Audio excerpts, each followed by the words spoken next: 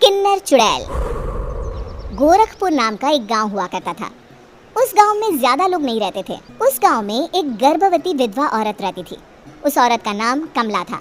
कमला अपने घर में अकेली रहती थी। उसके पति की सारी जायदाद उसके नाम हो गई थी, पर सभी गांव वाले उस औरत को मनहूस औरत समझा करते थे और सभी उससे नफरत किया करते थे। एक बार कमला राशन की दुकान पर खाने का सामान खरीदने जाती है। भैया जी, जरा 1 किलो दाल चावल देना। अरे हाय हाय हाय हाय हाय, अरे मनहूस औरत, मेरी दुकान में अपशुगन करवाने आ गई क्या है? चल जा यहाँ से, मैं कुछ नहीं देने वाला तुझे। भाग भाग यहाँ से, चल जा निकल। भैया जी ऐसा मत कहिए, मैं गर्भवती हूँ, मुझे खाने की बहुत जरूरत है, मुझे खाना दे दीजिए। दुकानदार कमला को वहाँ से धक्के मारकर भगा देता है। तभी कमला रोते रोते उस गांव के किन्नरों के इलाके में आ जाती है। गांव वाले किन्नरों को उसी इलाके में रखा करते थे, क्योंकि वो लोग किन्नरों को पसंद नहीं करते थे और उनके इलाके में रहने से मना करते थे। तो किन्नरों ने उसी गांव में अपना एक इलाका बना लिया था। जब किन्नर लोग देखते हैं कि एक गर्भवती महिला रोते रोते उनके इलाके में आ गई है, तो सारे किन्नर कमला के पास जाकर उसका हाल पूछने लगते हैं। क्या हुआ बहन, तुम्हारी गर्भवती अवस्था में इतनी बुरी हालत कैसे? तुम रो क्यों रही हो? तुम डरो मत, हम तुम्हें कोई नुकसान नहीं पहुंचाएंगे। तुम शांत होकर सब बताओ कि हुआ क्या है। मैं कमला हूँ, मैं गांव के दूसरे इलाके से आई हूँ। 2 महीने पहले ही मेरे पति की मौत हुई है। मुझे गांव के लोग मनहूस मानते हैं, क्योंकि मैं विधवा हूँ और गर्भवती भी। वहाँ के लोग मुझे खाने के लिए कुछ बेचने के लिए भी तैयार नहीं, जिससे मेरा गुजारा नहीं हो रहा था। कोई बात नहीं कमला, हम तुम्हारा ख्याल रखेंगे। किन्नर लोग कमला को एक खाली घर में रहने के लिए जगह दे देते हैं और उसकी देखभाल भी करते हैं। कुछ ही महीने बाद कमला अपने बच्चे को जन्म देती है, पर अफसोस कमला बच्चे को जन्म देते ही अपनी जान गंवा देती है। जब सब किन्नर बच्चे को देखते हैं तो बहुत खुश हो जाते हैं, क्योंकि वो बच्चा भी किन्नर ही था। कमला ने एक किन्नर बच्चे को जन्म दिया था। अब इस बच्चे की देखभाल कौन करेगा? हम तो इस बच्चे को गांव के दूसरे इलाके में भी नहीं भेज सकते। अरे तो क्या हुआ, इस बच्चे की माँ नहीं रही तो हम इसे पालेंगे।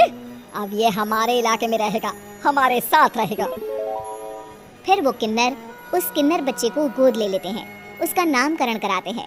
उस किन्नर बच्चे का नाम शक्ति रखा जाता है। देखते ही देखते शक्ति बड़ी होने लगती है। उसके रंग रूप बहुत सुंदर थे। वो बहुत सुंदर किन्नर दिखती है।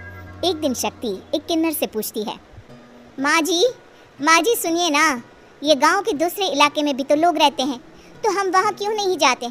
हम उनसे अलग क्यों रहते हैं? शक्ति, क्योंकि वो लोग हमारे जैसे नहीं, वो लोग हमें पसंद नहीं करते, इसीलिए हम उनसे अलग रहते हैं। क्यों?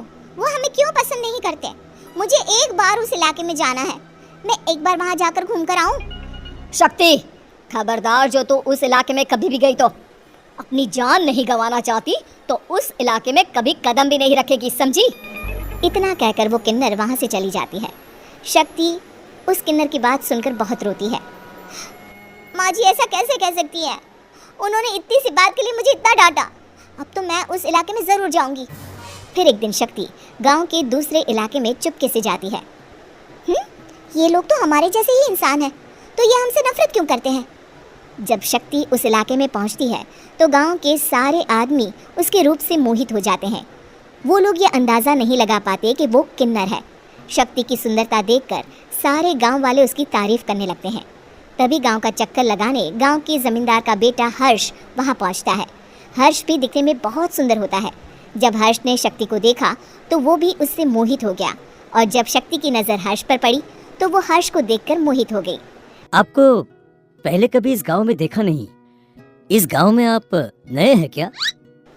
जी नहीं, वो मैं बस।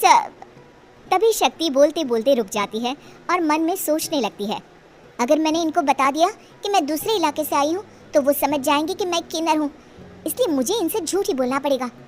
शक्ति हर्ष को कहती है, जी हाँ, मैं इस गांव में नई आई हूँ, यहाँ अकेली रहती हूँ। वैसे आप कौन है? आप भी इसी गांव में रहते हैं? जी हाँ, मैं इस गांव के जमींदार का बेटा हूँ। आपको किसी भी चीज की जरूरत पड़े तो आप मुझे बता देना, मुझे अच्छा लगेगा। ऐसे ही शक्ति और हर्ष एक दूसरे से रोज मिलने लगते। वो दोनों अपने प्यार का इजहार करने एक दूसरे से मिलने जाते हैं। तभी शक्ति का पीछा करते करते एक किन्नर वहां आ जाती है। शक्ति, शक्ति मैं तुमसे बहुत प्यार करता हूँ। मैं तुमसे शादी करना चाहता हूँ। क्या तुम मुझसे शादी करोगी? हाँ हर्ष, मैं तुमसे शादी करूंगी, पर मैं तुमको अपने बारे में एक सच्चाई बताना चाहती हूँ जो मैंने तुमसे छुपा कर रखी है। तभी उनके बीच में ही वो किन्नर आ जाती है। शक्ति, तेरी हिम्मत कैसे हुई ऐसा करने की? वो किन्नर शक्ति को खींचकर गांव के जमींदार के पास ले जाती है। हर्ष भी वहां शक्ति को बचाने के लिए पहुंच जाता है।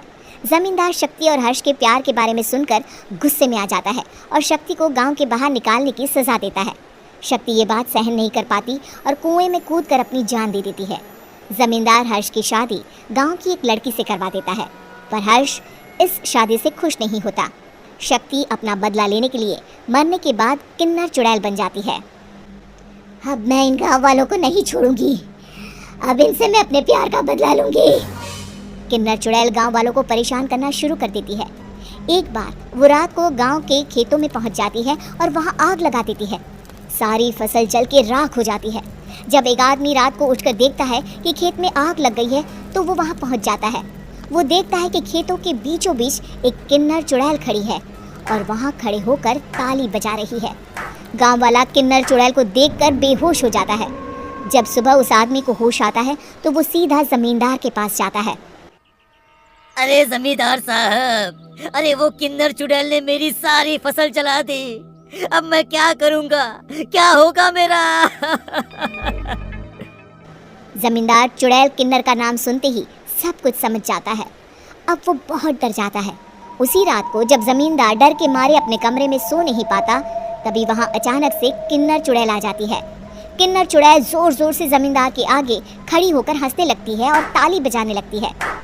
जमींदार उस डरावनी किन्नर चुड़ैल को देखकर बहुत डर जाता है। तूने मेरे साथ बहुत बुरा किया, अब मैं तुझे जान से मार दूंगी। नहीं नहीं नहीं नहीं नहीं, मुझे माफ कर दो, मुझे मत मारो। मैं कभी ऐसा दोबारा नहीं करूंगा। अब तुम जो बोलोगी वही मैं करूंगा। ठीक है, मैं चाहती हूँ कि किन्नर इलाका गांव के इलाके से जुड़े और गांव का कोई भी आदमी किन्नर समाज से द्वेष ना करे, उससे नफरत ना करे, नहीं तो मैं सारे गांव को मार दूंगी। और तुम गांव में एक नया कानून बनाओ कि अगर किसी ने भी किन्नर